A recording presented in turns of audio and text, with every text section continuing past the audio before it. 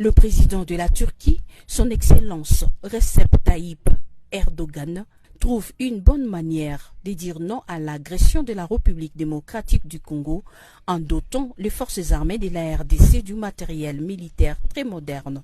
C'est pour améliorer les conditions des soldats loyalistes sur les lignes de front. Le commandant Daljik, représentant personnel du président turc, les a remis au gouverneur de la province du Nord Kivu. C'est dans un cadre dedans que nous aimerions vous remettre ce papier pour formaliser cette remise.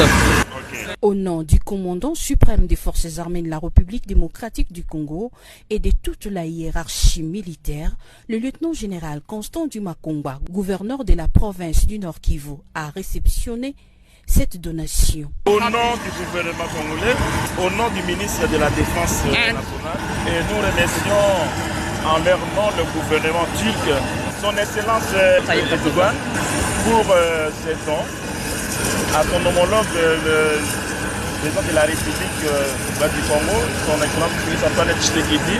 Et en leur nom, nous recevons avec beaucoup de joie au moment où nos unités au front en ont grandement besoin. Nous comptons sur cette coopération que nous croyons dans l'avenir, ça va produire encore beaucoup de fruits pour les biens de nos deux peuples, donc les Turcs et les RD congolais.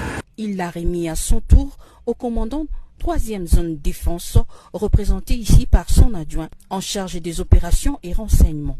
Nous ne faisons que remercier au commandant suprême des forces armées de la République démocratique du Congo et de la police nationale congolaise, à travers son représentant légal dans la province de Nord Kivu, aux efforts consentis qui est en train de se donner pour améliorer tant soit peu son armée. Le matériel que vous nous donnez, je pense que ça va nous soulager beaucoup au front.